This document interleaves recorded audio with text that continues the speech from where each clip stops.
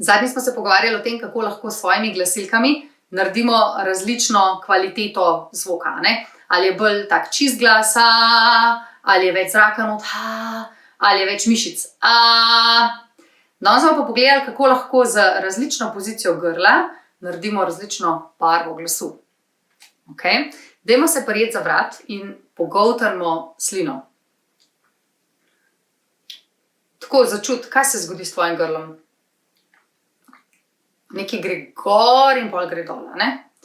Zdaj pa naredimo tak, zazehimo. Kaj se zgodi z grlom? Gre navzdol, ne? Zdaj pa normalno dihi,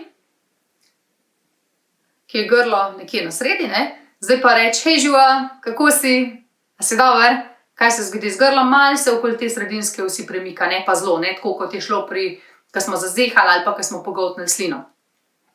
Ko pojemo, mi želimo, da je naše grlo čim bolj v tem spet, tako kot smo rekli zadnjič za glas, v ravnotežju. To pomeni v čim bolj te neki sredinski legi. Se pravi, da ni gor, ker to je tako, da pogoltnem, ne? Pa da ni preveč dol, ne? Ampak lahko se pa med tem, ko treniramo petje, s tem malo igramo. Ker včasih je naše grlo zelo gor in pojemo a ne, je moje grlo gor. In zdaj, če se igram s tem, da malo zazeham med petjem, bom to grlo, ki je v tej gor legi, ne, spustila malo bolj na sredino dol. Ali pa nekdo, ko poje mu ful pomaga, če nekaj časa dela Okay, a si predstavljate? Se pravi, bomo danes isto delali eno vajo in sicer takole, tukaj je sredina, tukaj je grlo gor, tukaj je grlo dol, prav? Tukaj je na sredini. Se pravi, bom pela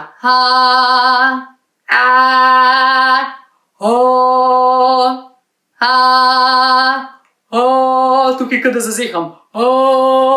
Znam ga gor, kada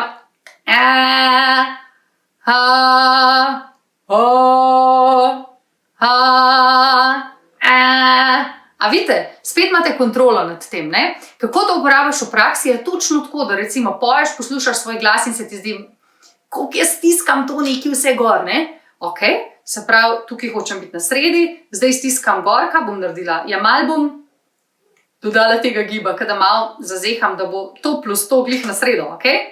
Je logično, ne? Da bom prišla do ravnotežja. Ali pa bom pojem preveč tako, ne? In kaj bom naredila? Ja, malo bom dvignila vse, da bom spet prišla do ravnotežja. Tako da lahko se s tem igraš. Spet poudarjam, to ne pomeni, da moraš cel komad peti v ravnotežju, ker to ni point. A ne? Včasih je fajn narediti malo tega, ali pa je fajn narediti to.